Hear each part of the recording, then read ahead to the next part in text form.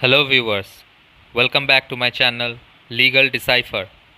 In the previous video, we had talked about chapter 23 of the Code of Criminal Procedure 1973. If you have not seen that video, you can go and check it. The link is in the description below.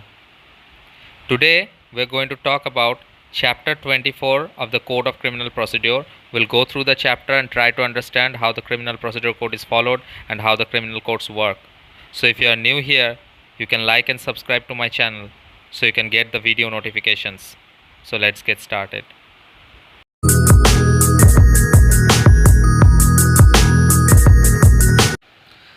So today we are going to learn chapter 24, which says general provisions as to inquiries and trials.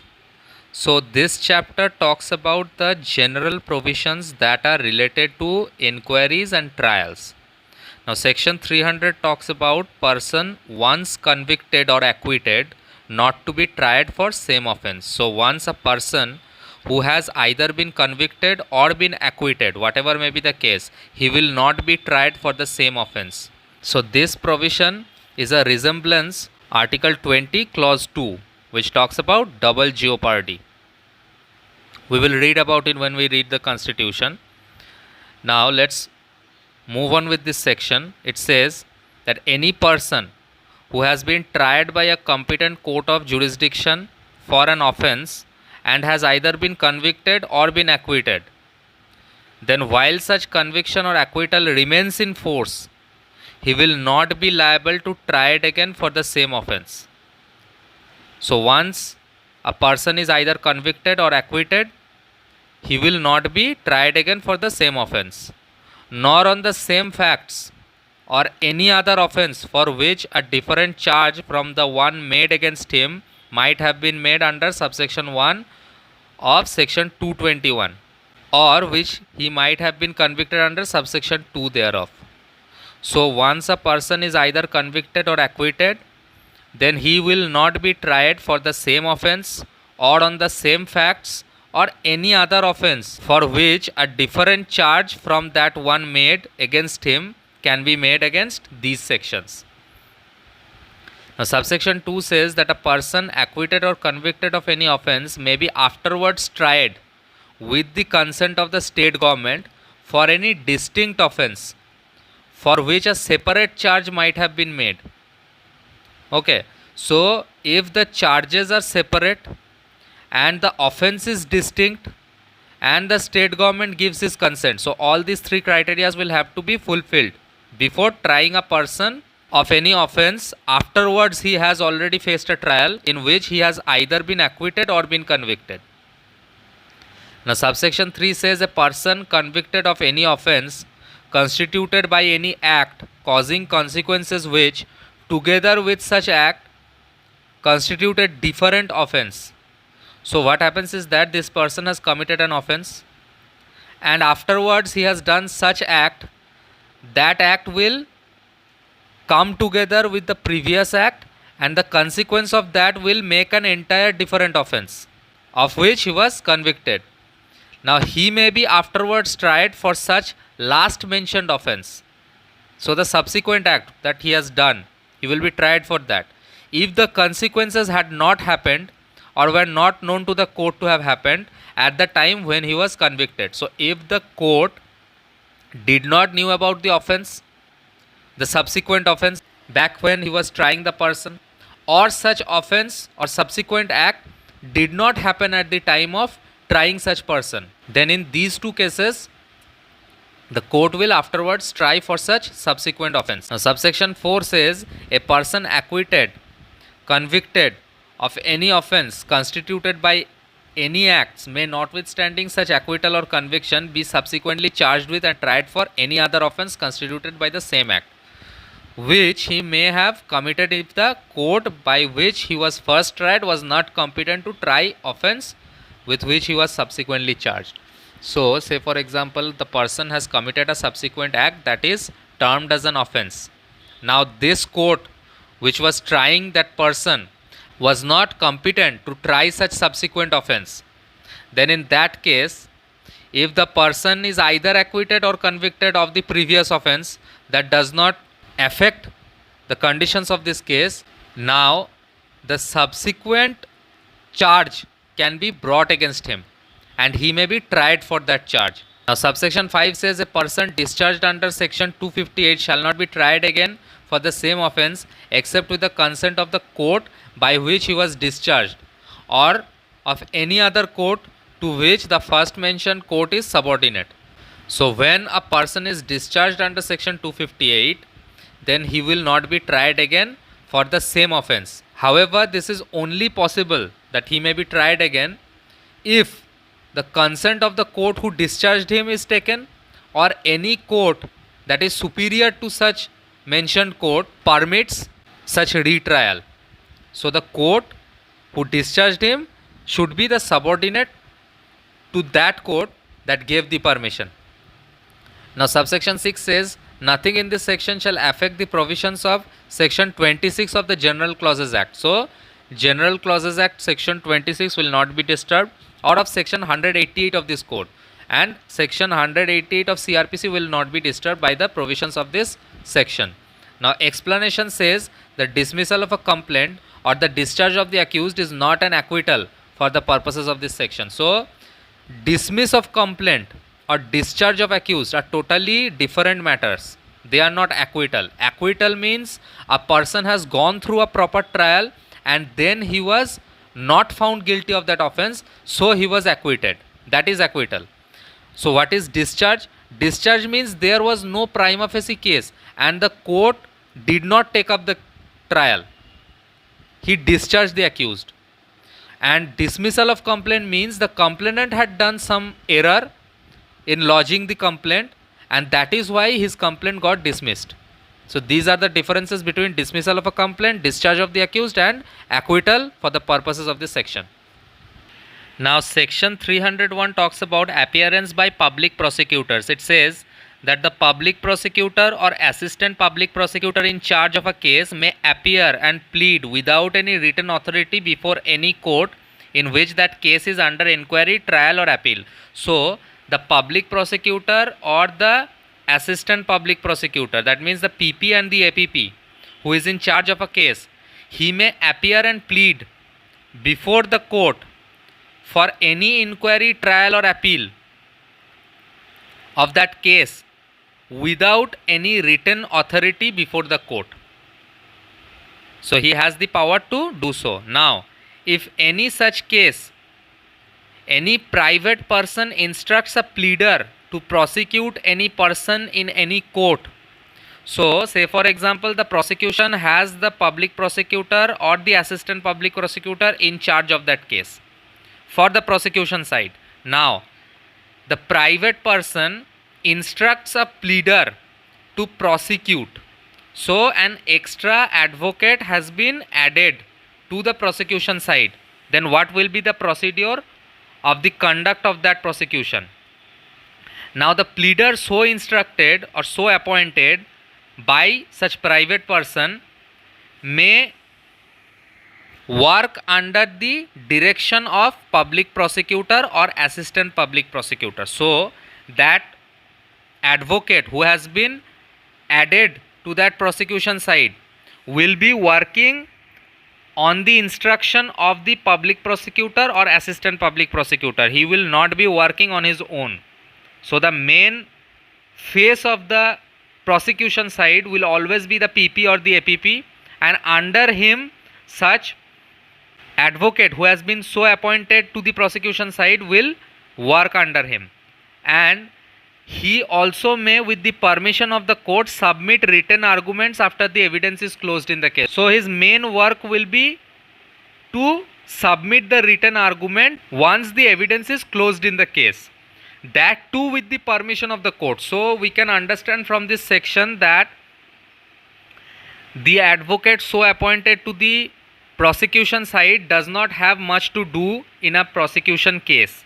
He is also known as the de facto complainant, the de facto complainant who has engaged that advocate. So that advocate will not have much to do. He will be working under instructions of the public prosecutor or assistant public prosecutor as the case may be, and his only job is to assist such PP or APP and submit written arguments if the court permits him to do so. Now section 302 talks about permission to conduct prosecution. Now any magistrate who is inquiring into or trying a case may permit the prosecution to be conducted by any person other than a police officer below the rank of inspector. So the magistrate has the power to engage any person to conduct the prosecution, but conditions are that such person shall not be a police officer below the rank of inspector. But no person other than the advocate general or government advocate or a public prosecutor or assistant public prosecutor shall be entitled to do so without such permission. So the person who is to be so appointed shall be limited to only these persons. Who are they? The advocate general or the government advocate or a public prosecutor, that is a PP, or an assistant public prosecutor, that is an APP. So only these persons will be allowed to conduct prosecution without such permission. Other than that, any person who will be conducting the prosecution will have to take permission from the magistrate, and only if the magistrate thinks fit and allows such person to conduct the prosecution, then only that person will be conducting the prosecution, otherwise not. Provided that no police officer shall be permitted to conduct the prosecution if he has taken part in the investigation into the offence with respect to which the accused is being prosecuted. So the police officer who is investigating the matter will not be allowed to conduct the prosecution. Now any person conducting the prosecution may do so personally or by a pleader. So there is also a provision to personally conduct a prosecution or to do it by engaging a pleader. Now section 303 talks about right of person against whom proceedings are instituted to be defended. So any person who is accused of an offence before a criminal court or against whom a proceedings is initiated, then he may have the right to be defended by a pleader of his choice. So it will be only his choice as to whom he wants to be defended by. The pleader that is to be so engaged will be defended by him. It will be his choice. Now let's move on to section 304 that talks about legal aid to accused at state expense in certain cases. So where in a trial before the court of sessions, the accused is not represented by a pleader. Say for example, the accused has failed to produce a pleader on his side to defend his case, and where it appears to the court that the accused has not sufficient means to engage a pleader. So the accused is not having that much money or resources or means to engage a pleader, then the court shall assign a pleader for his defense at the expense of the state. So the court will provide a legal aid to such accused. This is followed since the maxim of informa pauperis is followed in our legal system. It says that in the form of a beggar, which means if you have no means to defend your case, then the state will always provide legal aid to you so that you can defend your case. Now the High Court may, with the previous approval of the state government, make rules providing for the mode of selecting pleaders for defense. That means how to select a pleader from the legal aid, the facilities to be allowed to such pleaders by the courts, the fees payable to such pleaders, because the accused will not be paying him, so that pleader will have to be paid by the government. So how will such fees be payable to such pleaders by the government, and generally for carrying out the purposes of subsection 1, all these things will be prescribed by the High Court with the approval of the state government, and the High Court with the approval of the state government will make such rules for these things. Now the state government may by notification direct that as from such date as may be specified in the notification, the provisions of subsection 1 and 2 shall apply in relation to any class of trials before other courts in the state as they apply in relation to trials before court of sessions. So any other kind of cases that are not tried in the court of sessions will also be having these procedures if the state government by notification specifies that the provisions of subsection 1 and 2 of section 304 will apply in other cases as well that are not tried before the court of sessions. So the state government can do so by publishing a notification. So let's move on to the next section, that is section 305, which talks about procedure when corporation or registered society is an accused. So, say for example, the offense has been committed by a corporation or a registered society. Now, what will be the procedure when these people are accused? So, in this section, the subsection 1 talks about corporation, which means an incorporated company or other body corporate. So, any incorporated company or body corporated will be considered as a corporation, and it will include a society that is registered under the Societies Registration Act. So, these institutions will be termed as corporation. Now, where a corporation is the accused person or one of the accused person, now in that case, it may appoint a representative for the purpose of inquiry or trial, and such appointment need not be under the seal of the corporation. So, when a corporation or a registered society, as the case may be, is the accused in a particular case or trial or inquiry, then it may appoint a representative for the purposes. So, the corporation is a legal entity, so it can be sued. So, if it is sued, then it has to put a representative in front of the court for the purposes of the inquiry or trial. And this subsection 2 allows the corporation to appoint such person without the seal of that corporation. So, such appointment need not be under the seal of the corporation. Now, subsection 3 talks about where a representative of a corporation appears, then any requirement of this code and anything shall be done in the presence of the accused, or shall be read or stated or explained to the accused, shall be construed as a requirement that things shall be done in the presence of the representative, or read or stated or explained to the representative. So, where the procedure requires that anything contained in this code shall be read over or stated or explained before the accused, then the same can be done in the presence of the representative that the corporation has provided, and that will amount to the compliance of any requirement by this code that needs to read over or state or explain something to the accused. So, the representative will be acting as the accused in this case on behalf of the corporation. So, the main accused is the corporation, but he has put a representative before the court that you comply with the provisions of this code with this representative. So, that representative will be thought as that corporation, and he will be complying with all the provisions that this code directs the accused to comply.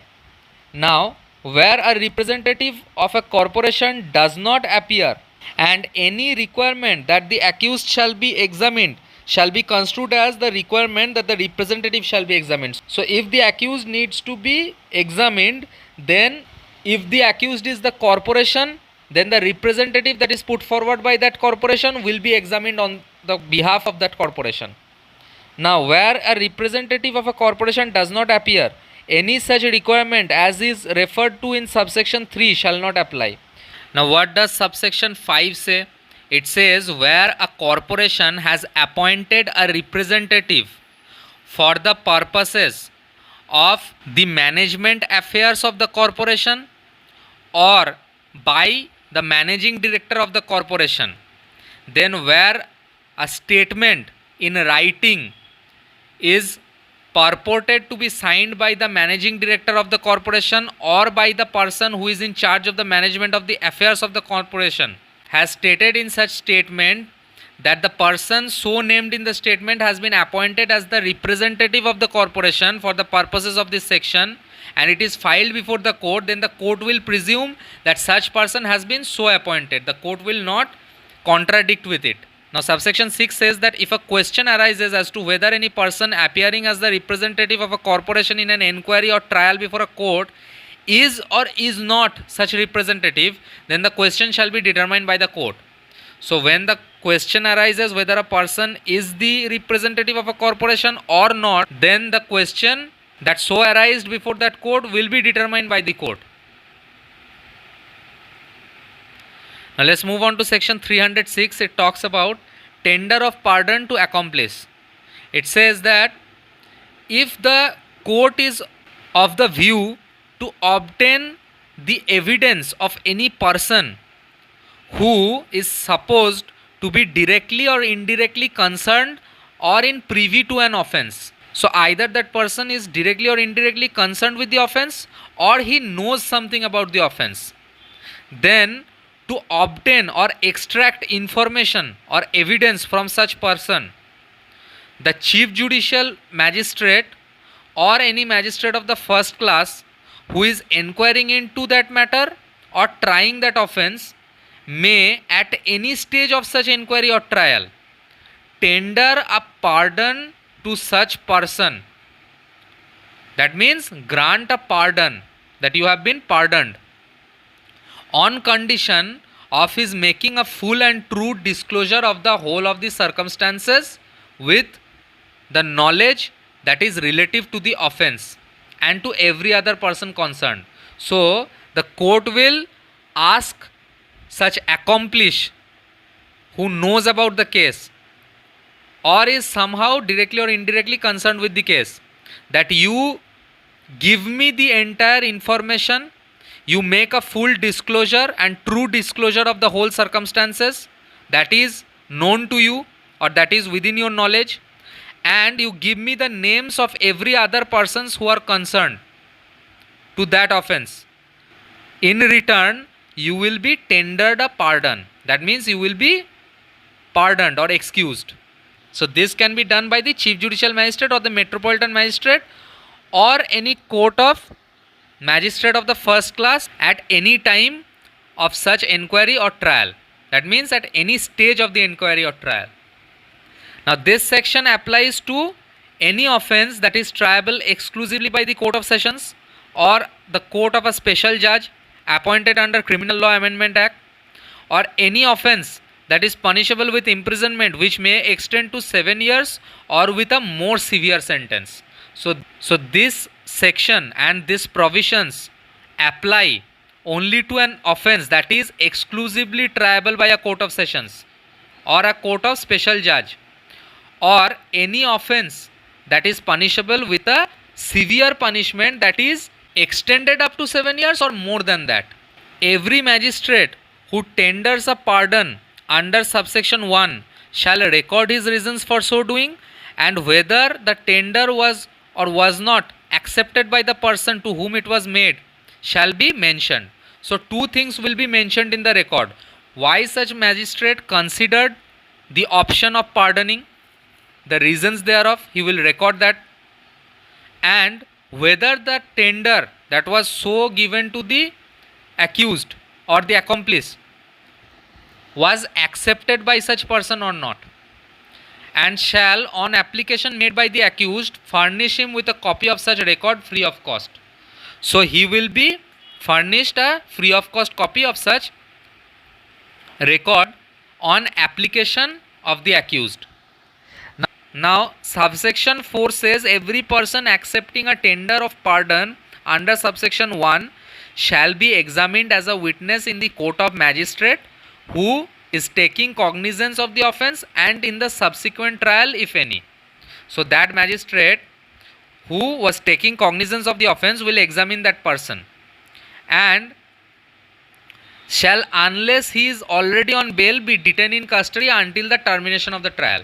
So if he is not already on bail, then he will be detained in custody until the trial is terminated.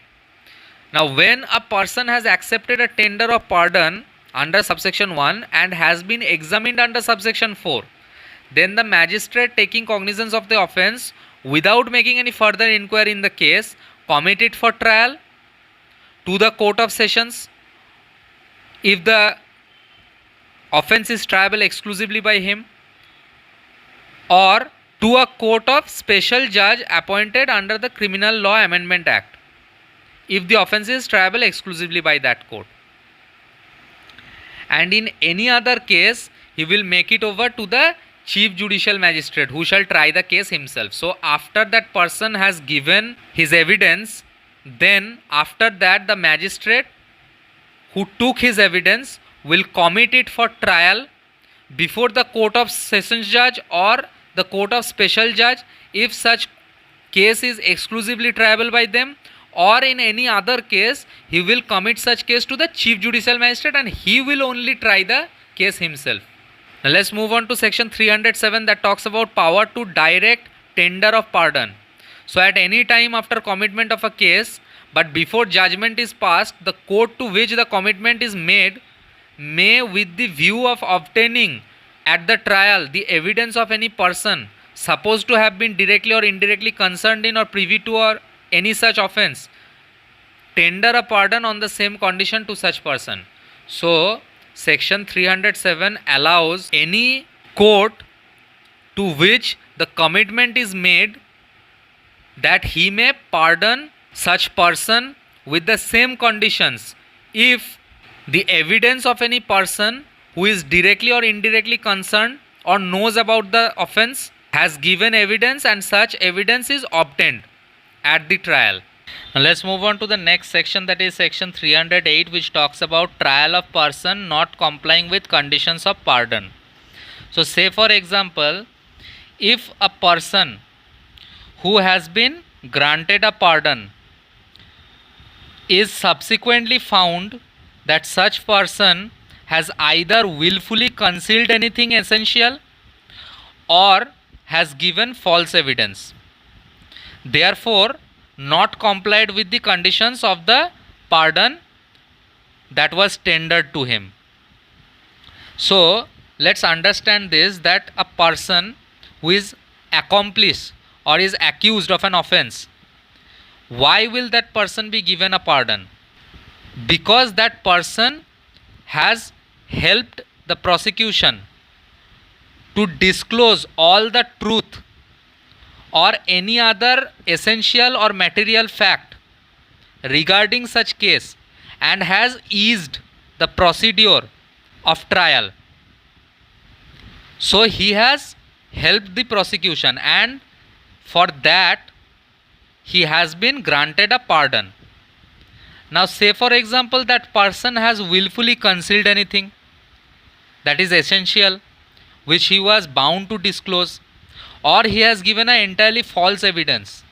He has stated other things that are not the actual scenario of the case. So in any of those instances he has not complied with the conditions of the pardon. So in that case he will be found guilty in connection with the same matter and also for the offence of giving false evidence. So he will be charged with that offence as well as he will be charged with giving false evidence. Now provided that such person shall not be tried jointly with any of the other accused. So this person will entirely face a different trial.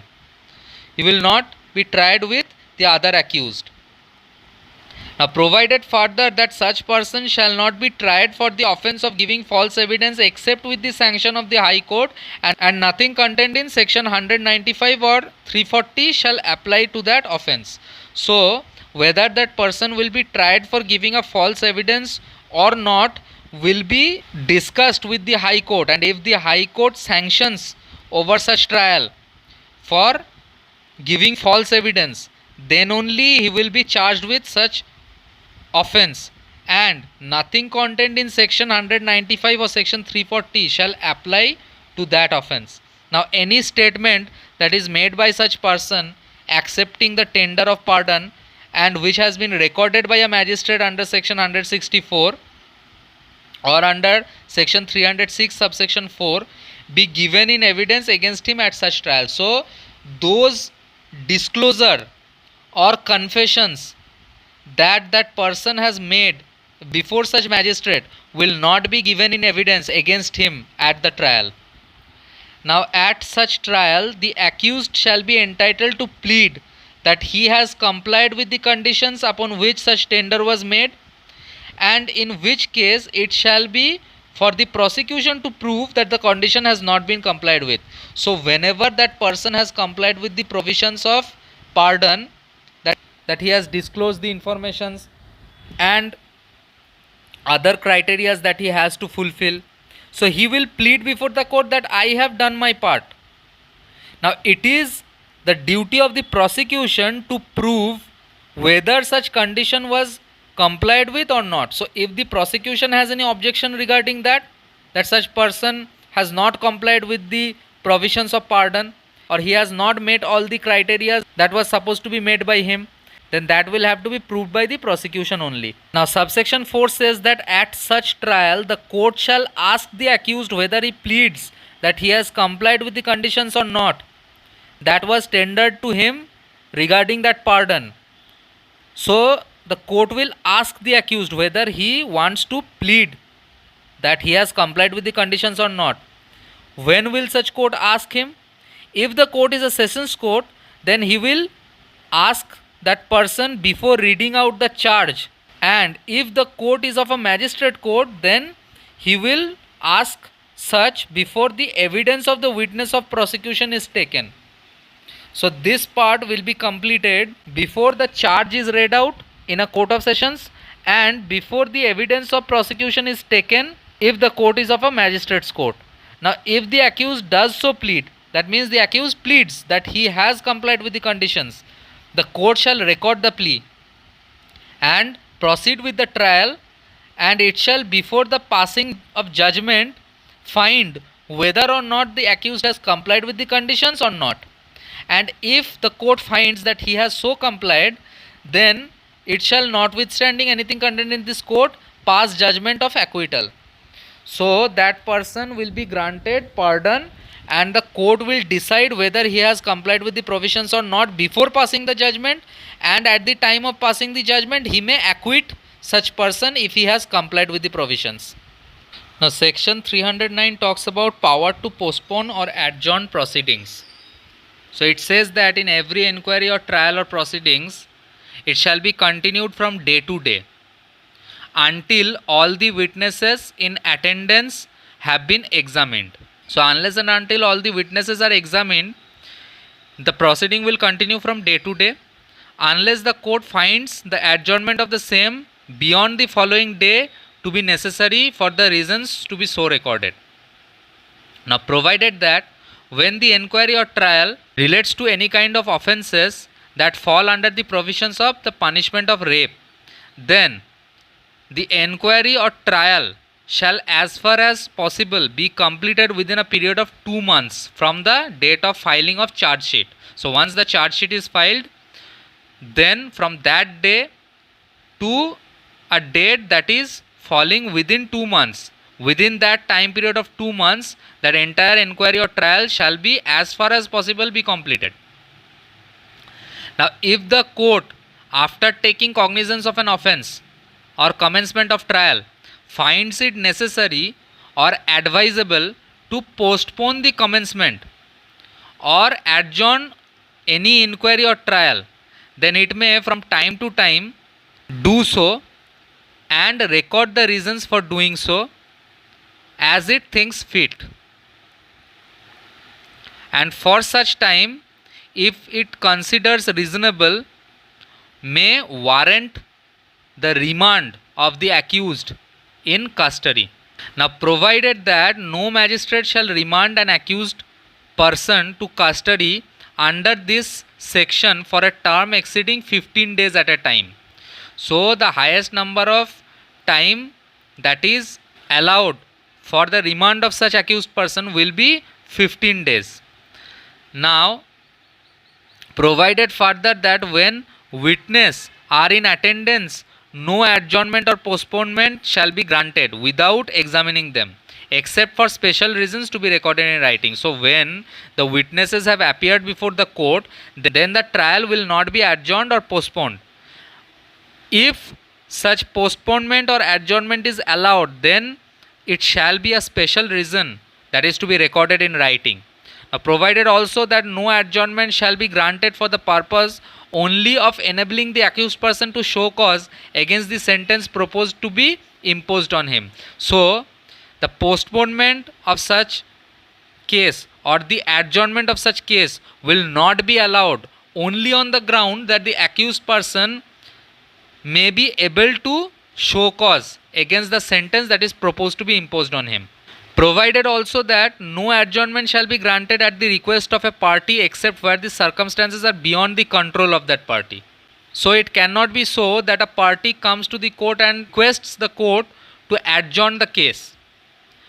It shall be for a reason that is beyond the control of the party, or that the fact that the pleader of a party is engaged in another court shall not be a ground for adjournment. So it will not be a ground for adjournment for the party to say that his pleader is engaged in another court. So where a witness is present in the court but a party or his pleader is not present, or is though present in the court is not ready to examine or cross-examine the witness, then the court will record the statement of the witness and pass such order as it thinks fit for dispensing with the examination in chief or cross-examination of the witness, as the case may be. So the court will not waste the time. It will pass an order regarding the examination in chief or cross-examination that was supposed to happen. If the party, that is the accused party, is not present in the court, either he or his pleader is not present in the court, or they are present in the court but they are not ready to examine such witness. Now explanation 1 says that if sufficient evidence has been obtained to raise a suspicion that the accused may have committed an offence, and it appears likely that further evidence may be obtained by a remand, this is a reasonable cause for a remand. So what will be a reasonable cause for a remand? That sufficient evidence has been obtained to raise a suspicion that accused may have committed an offence, and it appears that further evidence may be obtained by a remand. Now explanation 2 says that the terms on which an adjournment or postponement may be granted include, in appropriate cases, the payment of cost by the prosecution or the accused. So the payment of cost by the prosecution or accused may be a good ground for adjournment or postponement of such proceedings. So that's all in this video. If you like my videos, then don't forget to smash the like button and subscribe to my channel. Thank you so much for watching this video.